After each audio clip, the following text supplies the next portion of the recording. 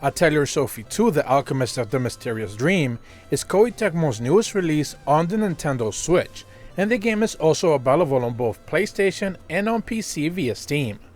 Celebrating the series' 25th anniversary, Koei opted to bring players the fan favorite back out of retirement and provide Sophie one more go, as so many new fans of the series were introduced by both Atelier Ryza titles that didn't really get a chance to check out her first few games.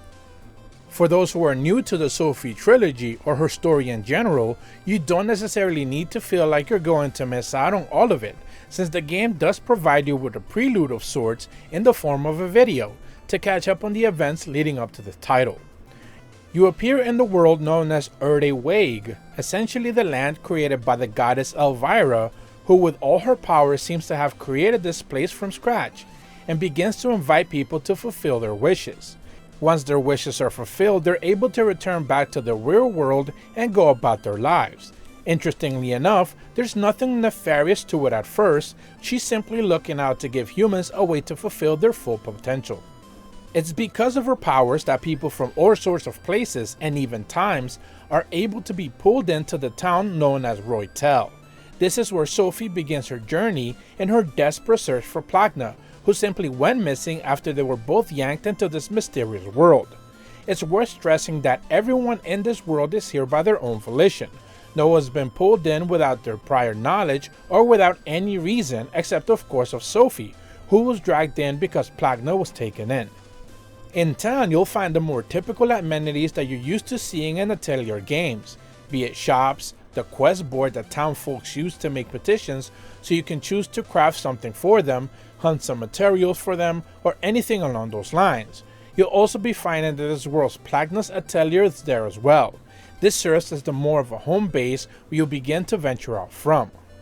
The side stories in this game, or perhaps more like requests from the town folk, fall into several categories, and some of them are more intricate than others, even giving you the choice to have more exposition or a reason for their request in the first place, where others simply stick to the typical fetch quest scenario. The main story, however, is all voice, but sadly though is just in Japanese. There is no dub here, so that may not be too welcoming for those who are choosing to avoid having to read subtitles. Sophie is introduced to tons of tools at her disposal, and it is here when you begin to see things change, not just in the way of traversal, but also how you gather material. Ryza fans know a little bit about this already, where you're using different tools to make the best use of harvesting spots, be it fishing, bug nets, a pole, a scythe, an axe, and many more. All of these tools can be used in different gathering points, and some can be used in the same ones. However, the materials you gather from that same spot might actually change based on the tool you decided to gather with, which makes exploring areas more than once almost a necessity. Thankfully, and to the developers' credit, they realized this was an issue in both Ryza titles, so they gave you plenty of backspace this time around, so you'll be gathering to your heart's content. A new addition to all of these tools is weather manipulation that gets offers to the players in the use of Dreamscape stones, essentially allowing you to change the weather in an area to not just gather different materials on top of already using different tools to gather, but also changing the monsters that roam the area as well. It also has story implications when it comes to traversal options, which may appear only in certain weather scenarios when they're specifically triggered. This is a neat addition to what's already become something of a robust system, giving players tons of flexibility. The changes in combat are led by the introduction of seamless combat. Long are the days of transitions between you engaging with a monster and spending time waiting.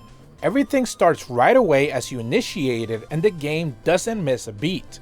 You then have all the typical options available from the start: a basic attack, a set of skill options, the use of items, and specifically alchemic items that you created yourself, and of course the option to defend, which can be crucial in certain boss encounters.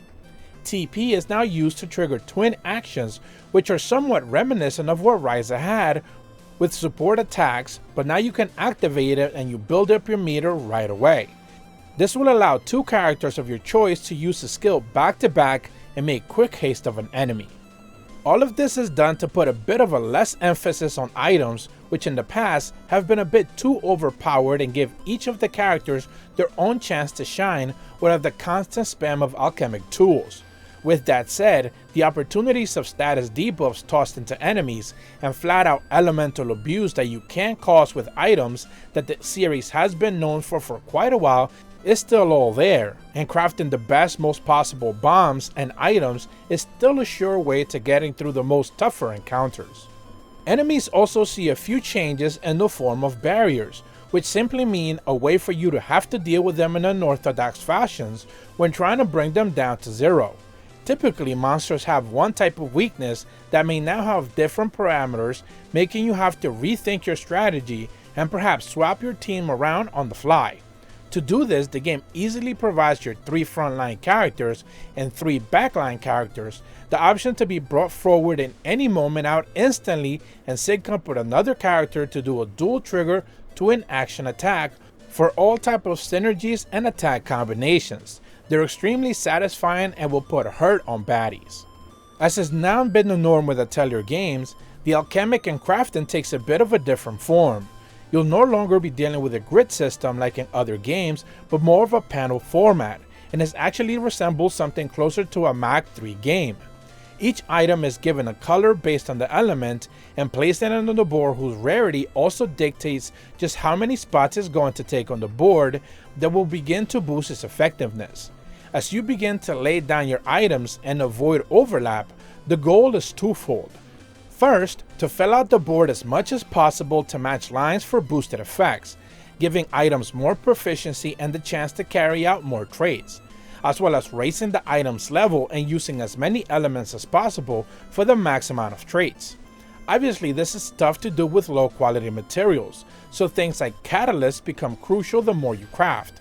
In past games, these gave your items boost in efficiency, but now they give you more tiles to cover and for a better chance to fill out the board for max results.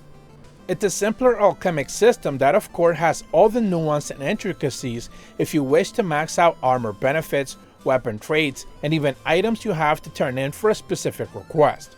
I'll also mention how great the game is at giving you the player the option to skip most of the tutorials if you simply get the gist of it right away and wish not to be bogged down by reading things you probably already figured out at first glance or know from previous games. Performance on the Nintendo Switch is good, and that's for a really simple but clever approach. Koei Tecmo has opted to give users a graphics and performance toggle in the options. As the name implies, you can focus on the game giving you the best possible visuals with the cost of some frame drops, or choose performance and dial back some of the effects. What you have here is the best of both worlds, and performance mode runs buttery smooth with little issues, where the graphic modes does seem some frame drops in some specific busy areas, but never in combat or while exploring. They're mostly reserved for things you'll notice around town but nowhere else. Atelier Sophie 2, The Alchemist of the Mysterious Dream, is a successful entry and was now a 4-game trilogy of sorts. While perhaps the time of the story taking place is a bit undesirable, as fans of this trilogy would have hoped it actually takes place after the end of Lydian's Well, it is understandable that with the focus being so much on Sophie and Plachna, why they chose this specific point in time. Nintendo Sphere gets Atelier Sophie 2, The Alchemist of the Mysterious Dream on the Nintendo Switch an 8 out of 10. If you're brand new to my channel, be sure to leave a like and subscribe, hit the bell to receive notifications when the videos go up, and as always, thank you so much for watching. See ya!